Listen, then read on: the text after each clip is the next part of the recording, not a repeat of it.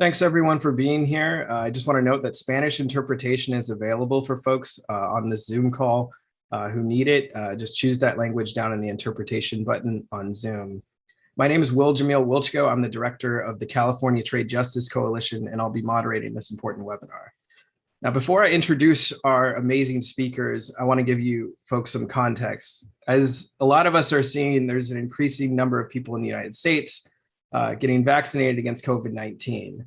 Just this week here in California on June 15th, we announced that we were removing most restrictions and reopening.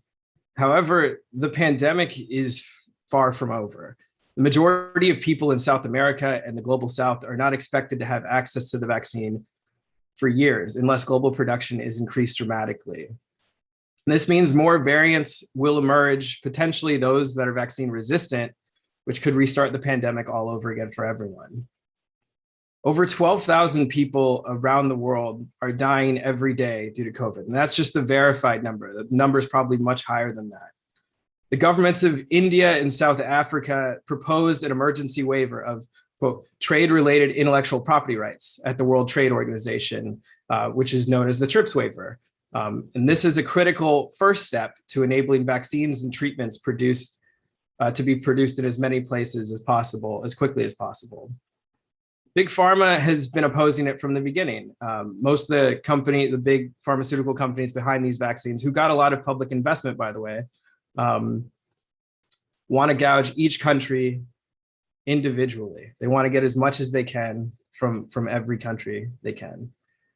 However, after months of organizing and pressure from civil society organizations, along with pressure from millions of people, the Biden administration announced that the United States would support the TRIPS waiver. This was a huge victory, but there's still so much work that's needed to be done to ensure that the TRIPS waiver happens. Now, in the past few weeks, a large number of countries have announced their support for the TRIPS waiver, joining the over 100 countries that already supported it. But some countries, like Germany, especially Germany, continue to try to obstruct and delay this deal. Now, many of us, myself included, have had to attend Zoom funerals for folks who we lost during COVID, folks we lost because of COVID. Now, I know that it's really difficult to say goodbye to someone you love, but it's even more difficult when it's virtual and you're on a Zoom call, a Zoom funeral with 100 people who are all crying. And that's how people's lives are ending right now.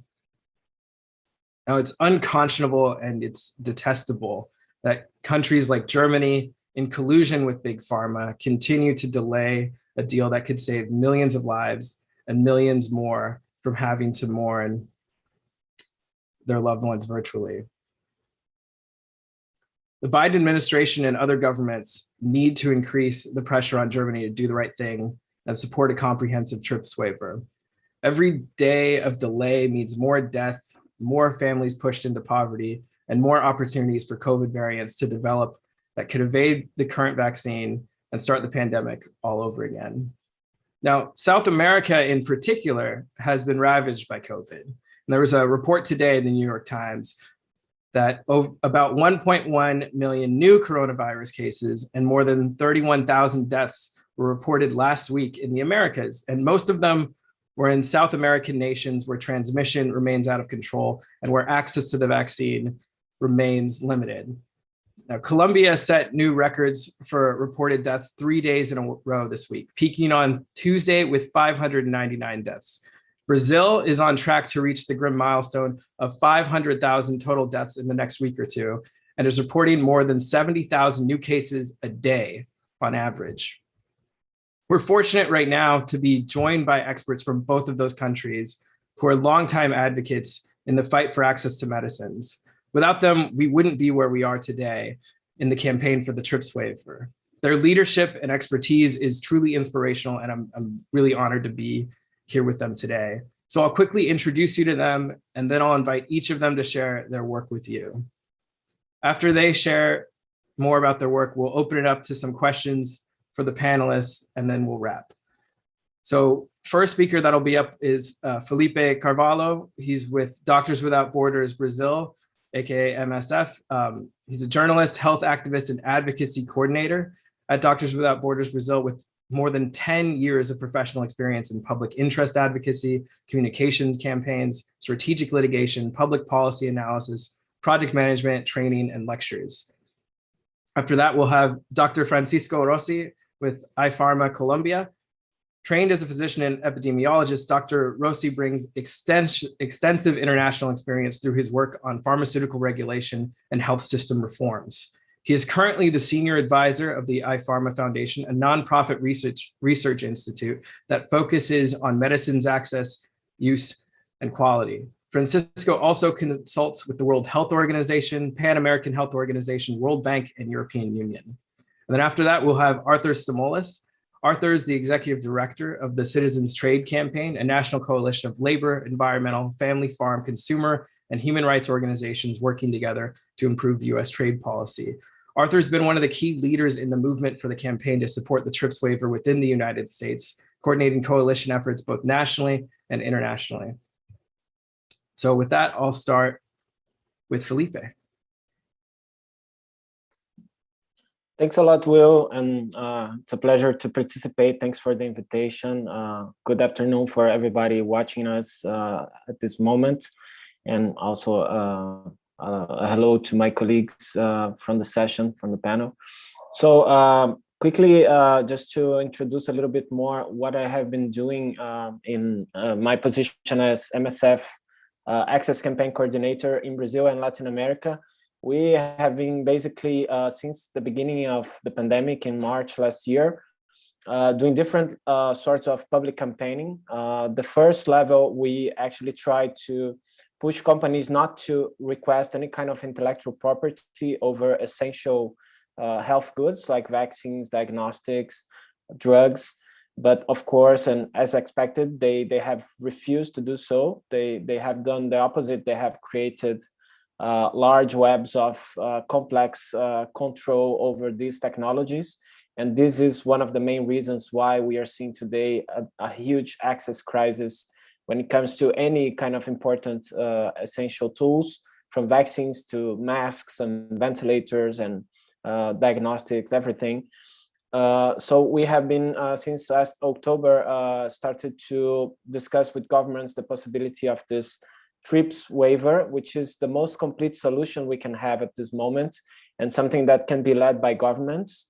So first of all, this is a power balance game, because what we see today is basically that all the power is in the hands of pharmaceutical companies. The power to decide on prices, the power to decide on timelines, on production, on quantities, on which countries get access first, what countries wait to get access.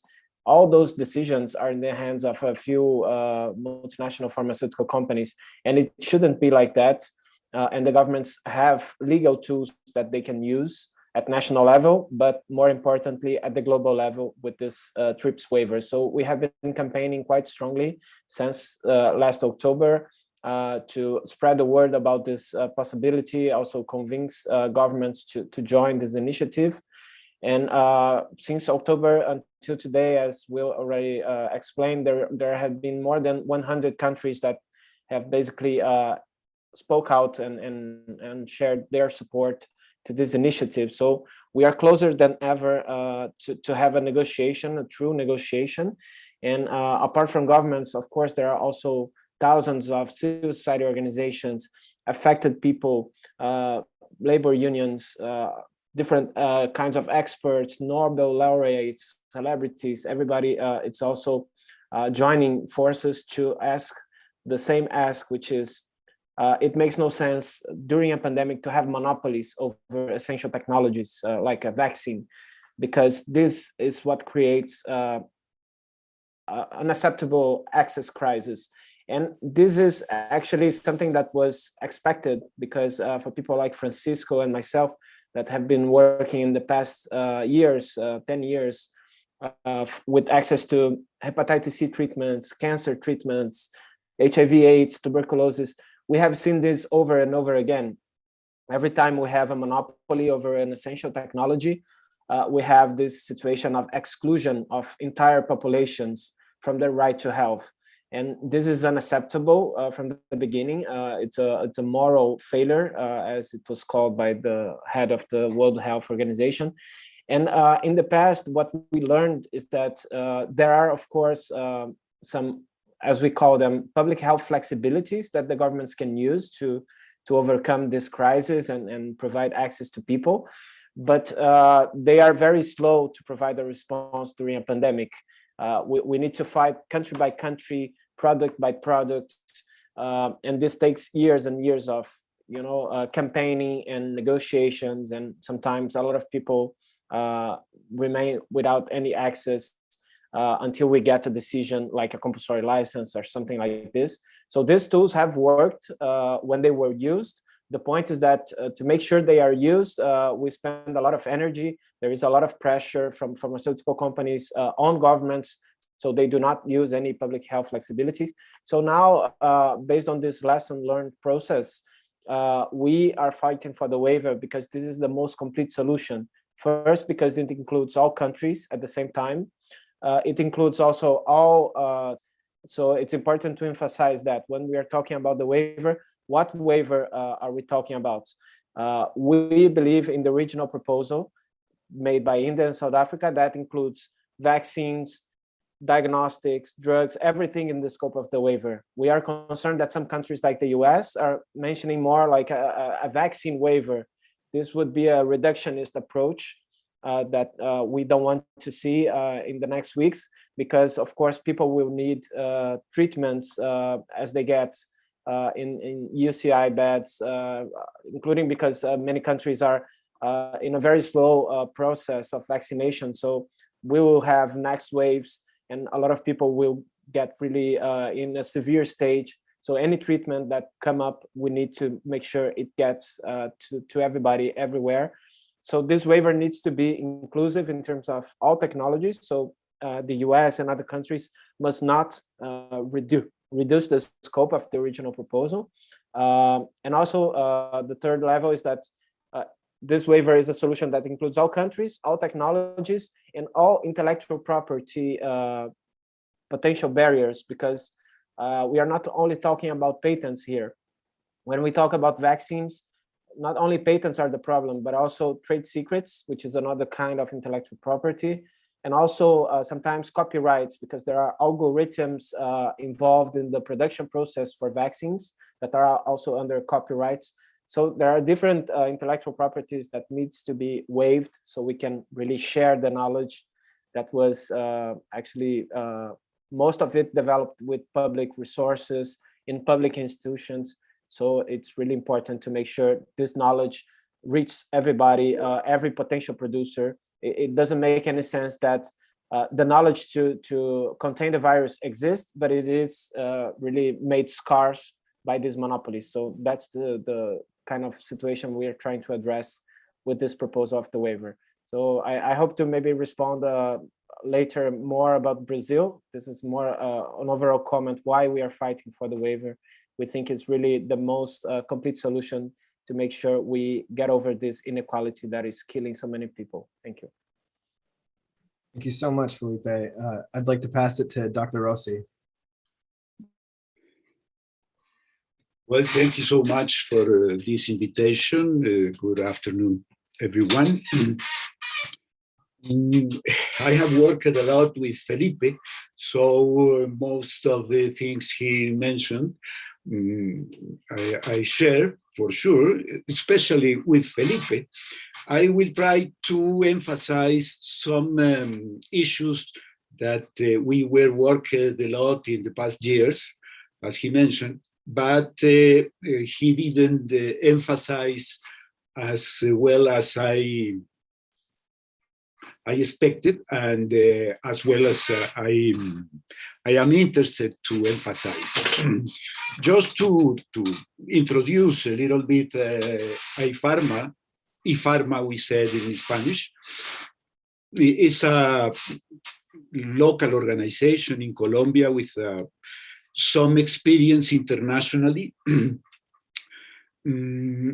And we started to work in the last century, before 2000, before 2000, on especially on rational use of drugs. And we learned before the discussions of access to medicines that the pharmaceutical industry is very interested in a lot of condemnable or not really legal or not elegant behaviors, even in the last century.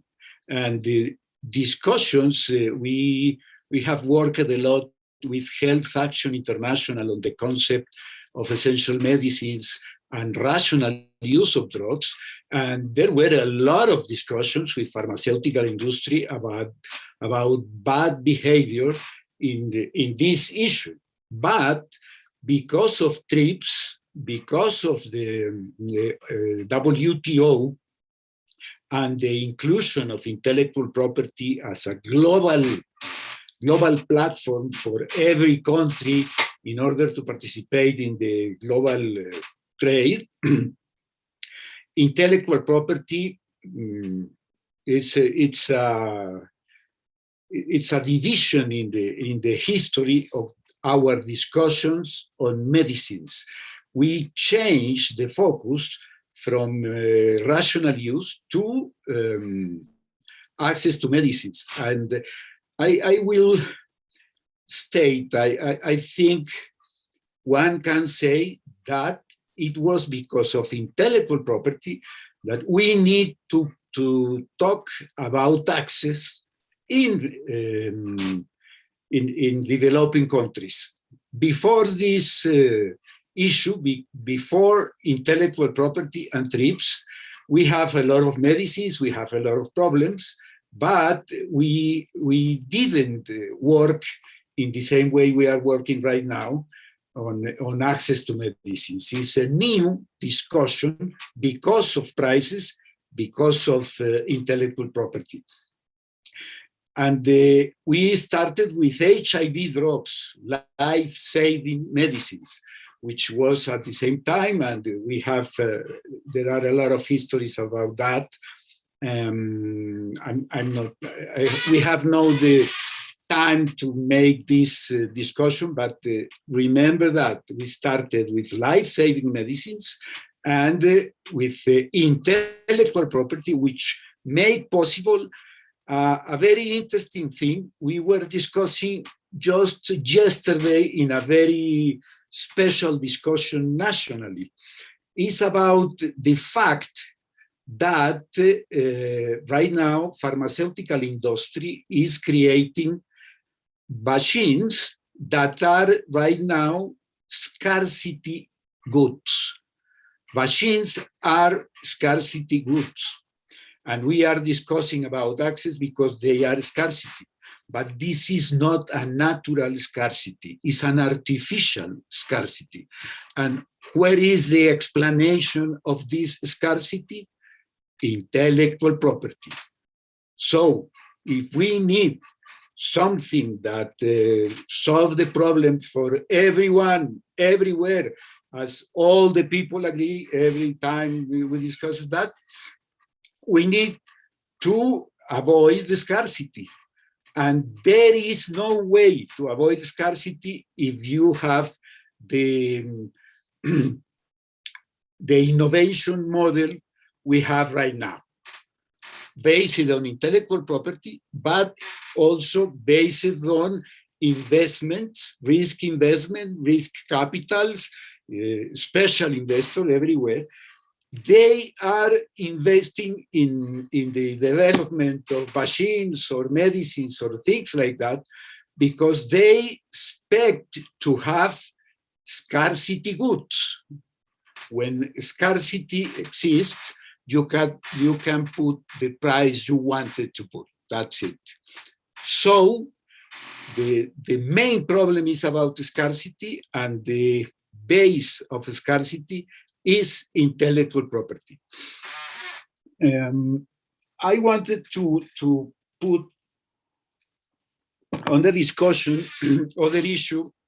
We have worked a lot in REDLAM, the Latin American network of access to medicines, We work a lot with Felipe and people from Peru, people from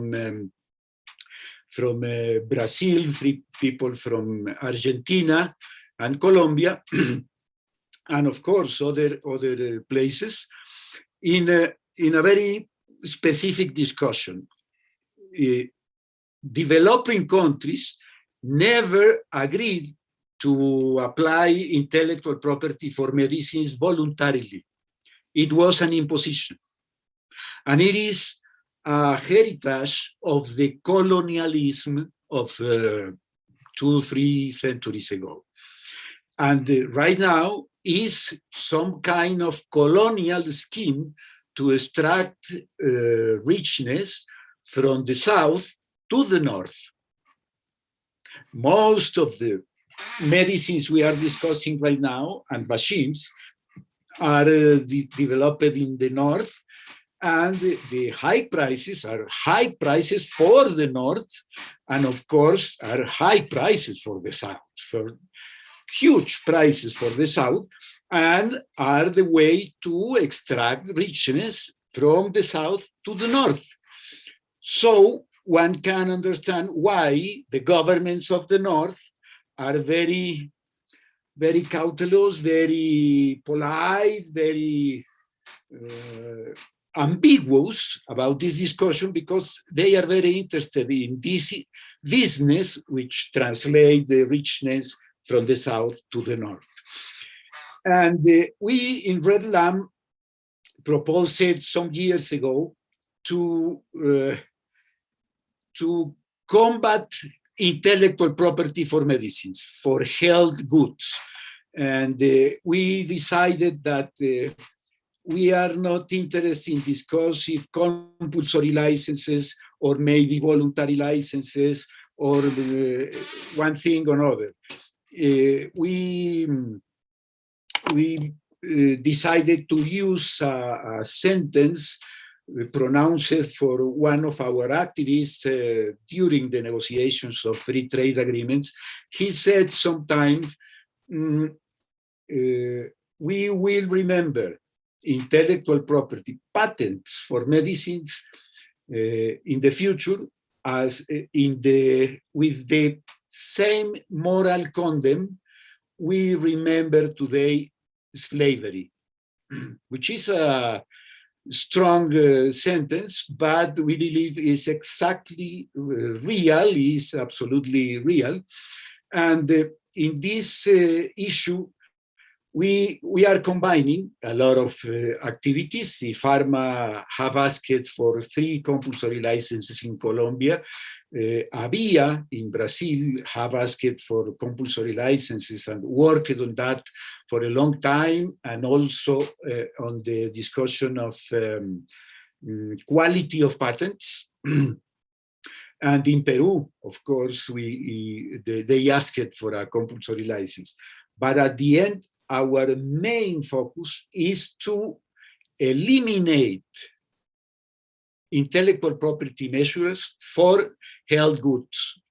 And of course, it is, we are very happy when the discussion right now at WTO is about the waiver, because the waiver is giving us the reason that this is the problem. I have a lot of things to add to this point, but it's very easy to be very enthusiastic, and time is short, so I stop here. Great. Thanks so much for all the insight. I'd like to pass it to Arthur. Yeah, thank you. Hello, everyone. Thank you, Felipe. Thank you, Dr. Rossi. Thank you, Will.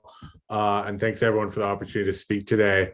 So I'm mainly going to talk about the role in the United States as part of the global campaign to end vaccine apartheid. And I think that term vaccine apartheid is very appropriate in light of the information already shared in this discussion. Those of us in the United States know, in the US, access to COVID vaccines is increasingly widespread. There's now hard data that shows the more the vaccination rates go up in a given area, the more infection rates are going down. So vaccination is already saving lives here. And it's not just saving lives and preventing illness, it's helping improve local economies. It's also really helping to improve quality of life. I mean, I myself will be visiting my elderly mother for the first time in a year and a half later this month because my family's now fully vaccinated. My teenage daughter will be going back to school in person this fall because she and her teachers have had access to vaccines. And after so much death and so much hardship, things here are, starting to go back to normal because these vaccines work and are working. And so this notion that we as the United States or we as members of a global community would allow this great gift of COVID vaccination to be denied to other nations, it's the height of cruelty. It's the height of selfishness. It's the height of hubris and insanity, really. The fundamental issue here is that not nearly enough vaccines are being produced to meet the global demand, and that rather than coming together across borders to increase that production as quickly as possible, as others have said, there's this artificial scarcity, this created scarcity, because we have these arcane trade rules that actually prevent countries from manufacturing vaccines, from manufacturing treatments, from manufacturing diagnostic tools. Thus far, the world has produced, a little bit over 2 billion vaccine doses when the global need is, roughly 12 billion doses. And there's no widely agreed upon plan whatsoever for increasing that production. And without a plan, by default, you sort of just have this hope that, after the US and after the EU and after other rich nations are vaccinated, well, maybe ongoing production will eventually trickle down and enable low and middle income nations to have access to vaccines. That is a process that's already projected to take years, which is horrific in and of itself. But if, as medical experts and increasingly even the pharmaceutical companies themselves, if, as they increasingly tell us, people are going to actually need annual booster shots, this massive production shortfall isn't just going to be a several-year problem. It could be a forever problem, unless and until we do something about it. So, as others have said, understanding this full well, last October, the governments of South Africa and India introduced this plan at the World Trade Organization to temporarily waive parts of what Will mentioned is the Agreement on Trade-Related Aspects of Intellectual Property Rights, TRIPS. And right now these TRIPS rules at the WTO are requiring countries to enforce pharmaceutical companies' monopolies over vaccines and medications and other medical tools. And there are literally vaccine-making factories in every region of the world, experienced, safe, high quality, well-regulated factories that say they have the capacity to be making vaccines right now. But the companies that hold the intellectual property rights over the vaccines, for reasons that I'm happy to speculate on, they simply won't license these other factories to do so.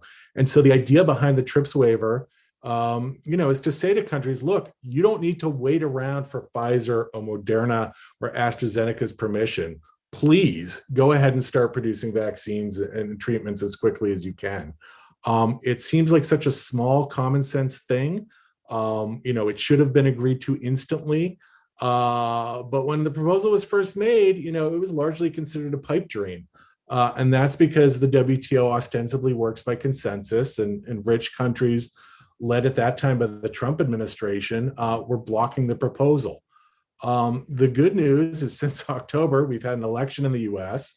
And, as others have said, after a ton of campaigning by literally hundreds of organizations, literally millions of people around the world, the Biden administration announced last month that it was reversing the US bloc and that it now supports at least a partial TRIPS waiver. This is a huge deal in and of itself, reversing not just bad Trump policy, but really decades of US policy that put pharmaceutical company interests and profits ahead of global health. So, thank you to everyone who made that victory possible, because it's a very, very important initial initial win. And since that US change in position, a lot of other countries have either come out in support of the TRIPS waiver or have at least stopped opposing it. Russia, China, Australia, Japan, many others. And I'm pleased to say, just starting literally today, members of the TRIPS Council at the WTO finally started text-based negotiations on a waiver, something that countries have been blocking for the last 10 months. In this new context, we're pushing the WTO to come to a quick and comprehensive final agreement that can actually start increasing vaccine and treatment production and get shots into people's arms as quickly as possible. Unfortunately, I have to tell you, as Will already said, the EU, led by Germany, continues to try to obstruct a final waiver agreement. There's been enough pressure on them that they allowed the negotiations to move forward, but they continue to voice their opposition to a waiver and are instead talking about, well, maybe we'll just put out a statement clarifying existing policies. Policies that were approved 20 years ago and that the past year has shown are completely inadequate to the challenges at hand. And so as activists in the US, we find ourselves in this unusual position. One where absolutely we need to continue urging our own government to press for a fast and comprehensive deal, but where we also need to press European governments, and in particular, German Chancellor Angela Merkel. The other week, there were a handful of demonstrations outside German consulates across the US, including, I know, in San Francisco, organized by Will and the California Trade Justice Coalition. And we heard from our German allies that officials in Berlin and Geneva took notice of those protests. These European officials did not like being in this position where the US is adopting the internationalist position, and Germany and the EU are viewed as the isolationist bad guys on the global stage.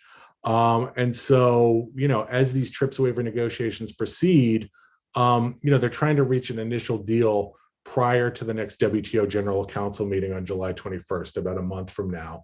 And so we need to keep building the pressure on the EU and especially Japan. Especially Germany. If Germany were to come on board, we could reach a TRIPS waiver agreement within weeks and at least see some increased vaccine production within months of that, and hopefully exponentially more production over the year that follows. But if Germany chooses to fight South Africa and India over every line of waiver text, they could easily drag out the talks forever. And I say that from experience as a fair trade campaigner who has seen things like that done on our side to block bad corporate proposals at the WTO. Those talks can drag on for decades if people allow that to happen. And so we need to continue to isolate Germany, call them out as the bad actors that they're being on this issue. That's going to help our allies in Europe move the EU towards a waiver. It'll also give the Biden administration the cover it needs to keep pushing for a fast and hopefully robust agreement in the face of the European and big pharma opposition. And let me just conclude by saying very concretely, first, that Angela Merkel is supposed to be visiting the US next month. People are already planning a series of demonstrations against vaccine apartheid at many of the 44 German consular offices across the US. We're going to need everyone's help with that. If you're in California, please reach out to Will. I will put some info in the chat about a meeting happening next week for those who are interested in getting further involved. And then second, we're going to be asking our members of Congress to write EU and German officials in support of the TRIPS waiver, and we're going to need your help reaching out to your elected officials as part of that effort. So I just want to thank everyone for your past activism in this area. It is making a big difference, but thank you especially for the difference you're going to make in the days and weeks ahead, because there's a lot more work that's needed to, number one, pass this waiver and then do all the other things that are needed to end the pandemic. Thanks so much, Arthur. If folks have questions, please feel free to paste them in the chat on social media or on Zoom. We've got a few questions already. So I'll start with one that I think is probably appropriate for Felipe. What does it look like right now on the ground in Brazil? How would the TRIPS waiver impact things there? That's for you, Felipe. Okay, thank you. Well, so the situation in Brazil, as you may know, it's quite severe. Right now, we are close to 500,000 deaths. and we are in a daily death rate of around 3,000 people per day. So, and when it comes to vaccination, we can say vaccination in Brazil has been quite slow. Only if we take the priority groups in Brazil, they account for 36% of the population, including the elderly, the health professionals, but also different professional categories that have been considered also priority groups, also vulnerable populations. And so far, we have reached around 12% of people vaccinated with the 2 doses. So we are even quite far from reaching the priority group alone. And the whole population, it will take, of course, much more time. And the figures for Latin America are also quite bad, I would say. There are some projections by the economists that say only in 2023 that there will be widespread vaccination in the region. But some countries like Honduras may take 10 to 11 years to vaccinate the whole population. And in some African countries, there are some calculations that say in the current pace, they would take 50 years to vaccinate the whole population. But in Brazil, of course, there are many problems related to monopolies. So for example, last year we had a major problem with diagnostics from actually it's a US-based company called Cepheid. They have a very good point of care molecular test that is quite reliable. And in Brazil, it would make a lot of difference in contexts like indigenous populations, remote areas.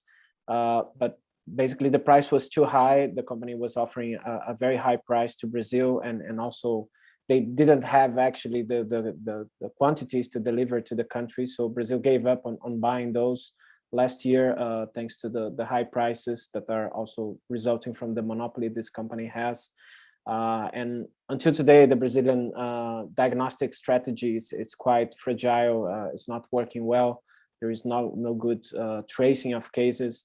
Of course, not only because of that, there is also a lot of failure from the government, and MSF has spoken out about how the Brazilian government has really not done any kind of good coordination, have done a lot of disinformation campaign, and many decisions that really were not helpful and were not based on science, not based on public health. And this has, of course, created a humanitarian catastrophe in Brazil that we could feel more in the second wave that happened this year from January until April, May, more or less.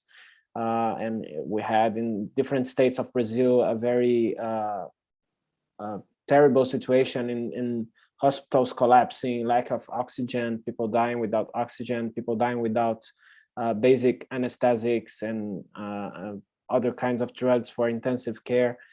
And now we are approaching a third wave, so it's quite concerning, considering that vaccination remains slow in Brazil. What will happen in the next weeks when specialists are pointing out to a third wave, and we are still kind of under the effects of the second wave, and in many states the hospital capacities are close to 90%.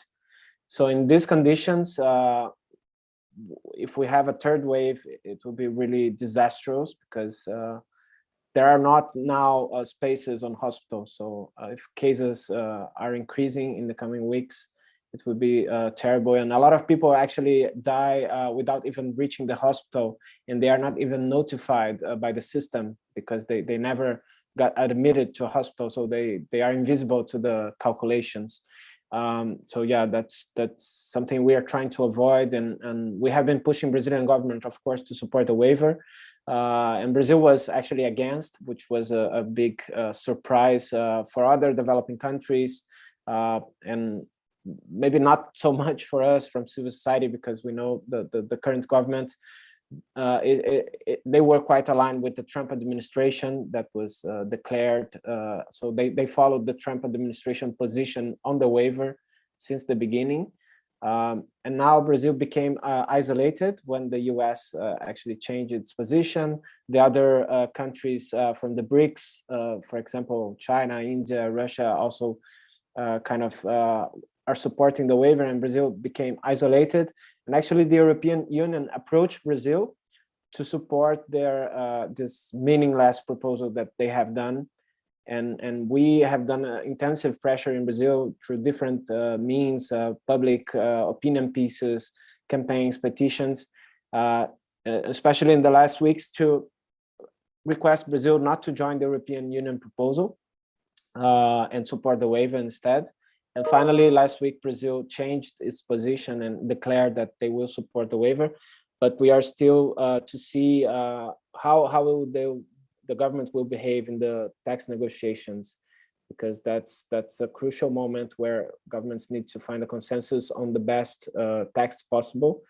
And we are not so confident that Brazilian diplomats are fighting for that right now. So let's see and keep doing our pressure from here as well. But as others have said, now there's a moment of important pressure over the European countries that are maybe the ones that are creating more delays and blocking this to come true in the coming weeks. Thanks, Felipe. Next question is to Francisco. Is there opposition to the TRIPS waiver coming from the Colombian government? And yeah, it's to you, Francisco. The short answer is yes.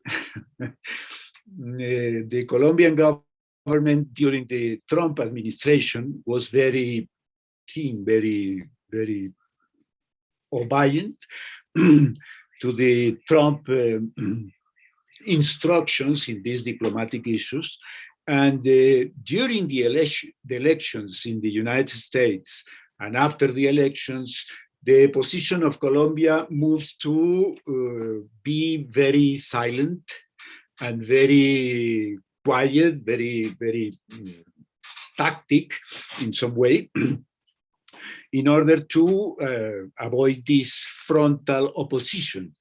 In some moment, Colombia decided to support a proposal from Norway and 10 other countries to try to find some kind of intermediary option, intermediary solution, by using voluntary licenses, but not the voluntary licenses that were discussing in the CTAP proposal, in the proposal from the government of Costa Rica, or the proposal from the patent pool, which are voluntary licenses publicly and transparently negotiated and administrated and discussed, and non-exclusive, open, and things like that.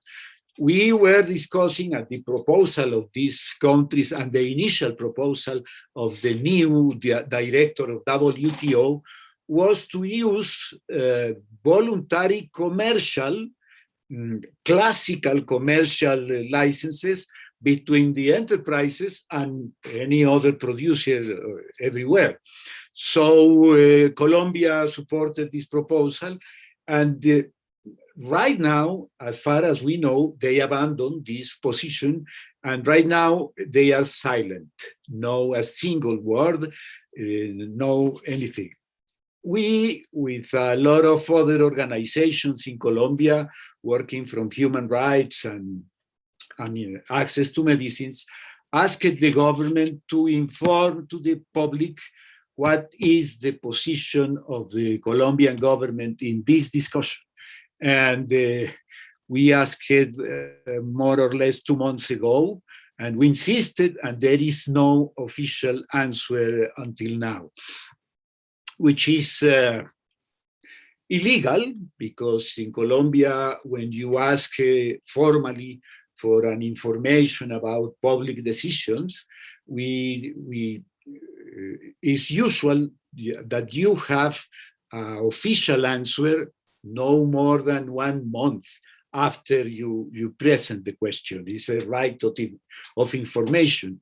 And there is no answer. We are in an emergency, COVID-19 and things like that. And the government is not doing anything in this issue. It's interesting because we had an internal discussion. There is no document, there is no official statement, nothing to affirm what I'm going to affirm, which is that Colombia negotiated with Pfizer, Moderna, and AstraZeneca and other enterprises to obtain vaccines out of COVAX facility. And some people is arguing that maybe, and there is no proof, there is no official communication, that they put a condition to the government of Colombia to oppose the waiver in order to obtain vaccines out of these global negotiations of COVAX. There is no proof, but there are a lot of reasons to suspect this issue. Thanks so much, Dr. Rossi. So I have another quick question for Felipe. Nancy Hansen asked what the name of the U.S. group that's been able to do some work in Brazil, help out in Brazil on some of this stuff. Well, no, I mean, there are many U.S. groups like Public Citizen, KEI, that are providing different kinds of supports. But in Brazil, there is also a big coalition of NGOs doing this kind of direct pressure in the government and also campaigning.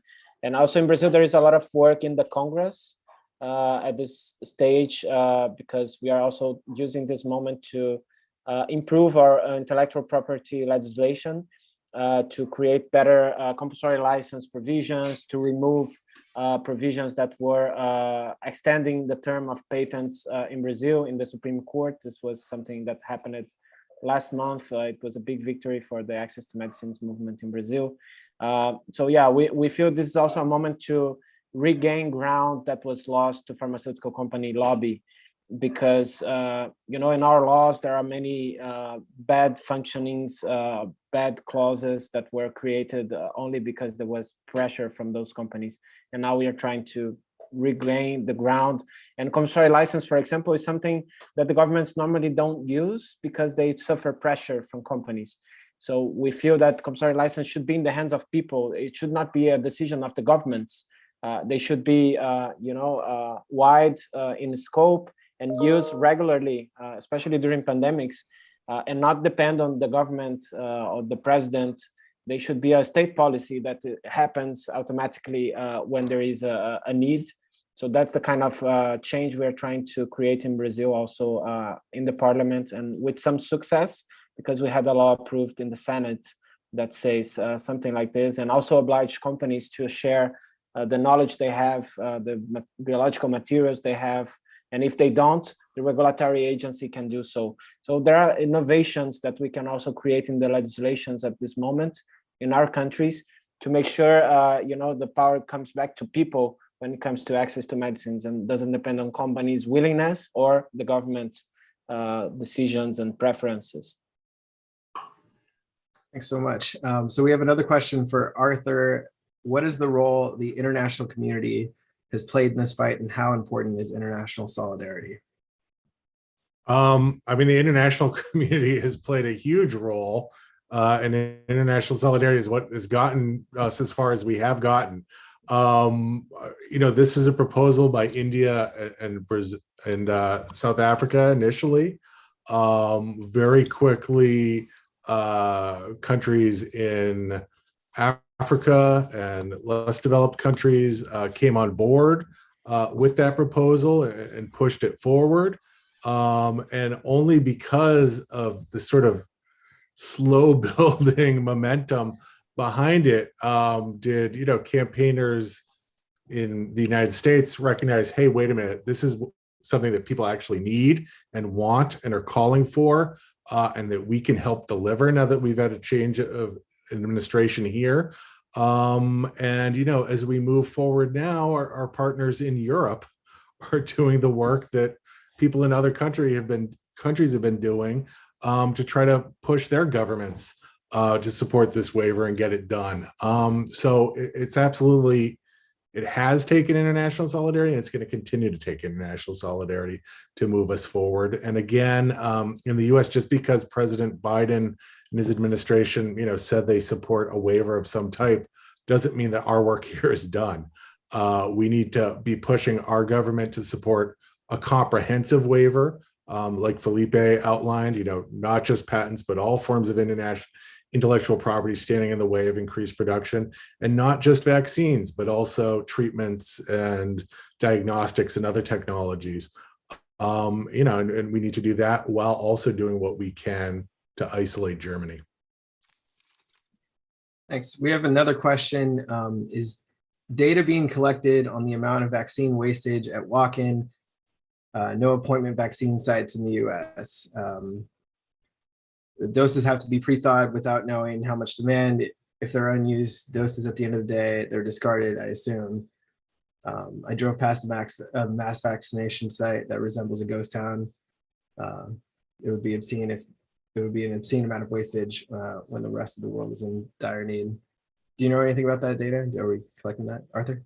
I mean, I could just respond quickly that yes, it's absolutely obscene that we're in this point in the United States where we're, struggling not to waste vaccines when there's such dire need, virtually everywhere else on Earth for them. And certainly we should be doing everything we can to make sure that vaccines are treated as, the life-saving critical goods that they are, and that we're not wasting them. And we should be donating as much as we can. But, as I said earlier, the current production levels are nowhere near what's needed to meet the global demand. So we need these massive, these big policy changes, these important policy changes, followed by investment and other moves to increase production as quickly as possible. Just donating more vaccines, just redistributing existing vaccines, just some charitable purchases of some point in the future by the US and the EU is not nearly enough to cut it. We need to basically increase the production, 5-6-fold more. And that's not going to happen without major policy changes. Thanks, Arthur. And with that, we'll end the Q&A. So after 10 months, as Arthur said, text-based negotiations on the TRIPS waiver finally began today. Now, this is a critical and necessary step towards vaccinating the world and ending the pandemic, but the European Union, led by Germany, continues to obstruct a fast and effective final agreement. And Big Pharma is calling the shots here. In the first 3 months of the year, pharma companies in the United States spent a record $92 million on lobbying. That's just in 3 months. And this is according to data compiled by the Center for Responsive Politics. Now, there's multiple ways in which we can continue to put pressure on the issue. One effective way is playing an important role in the international campaign. Or what important way is bird dogging? Oh, wait, sorry. Francisco, did you raise your hand? You want to say something? But it was about the other obscenity we are facing right now in our countries, which is the invitation to go to Miami or New York to obtain the vaccine you can obtain in your country. And we are talking about the situation in Honduras. Honduras is very proud because 70 people, rich people in Honduras, is traveling to Miami to obtain for free, which means the reactivation of the tourism in the United States because of the scarcity of the vaccines. This is obscene. It's amazing obscene. But maybe you were moving to other discussion, which is really important. No, I think your point is very, it's very important. We need to continue to put pressure on this issue. And so one effective way that's been, playing an important role in the international campaign for the TRIPS waiver is bird dogging. So bird dogging is putting elected officials, candidates, corporate executives, and other decision makers on the spot, in person and on camera, so that they do the right thing. So as Arthur mentioned, next week there will be a training for activists on this tactic. So you could go to the URL he pasted or tinyurl.com/tripsnow to sign up. So we'll be pasting that link on social media and on Zoom so that folks can sign up. So this training will include discussion of the actions around the country during German Chancellor Angela Merkel's July visit to the United States. And for more ways to get involved in this campaign, we encourage you to follow us on social media at CA Trade Justice. We're on Instagram, Twitter, and Facebook, and also follow Global Exchange on Instagram, Twitter, and Facebook. So with that, thank you for your time, and thanks for coming out to this webinar. Thank you. Thank you. Bye-bye. Good luck.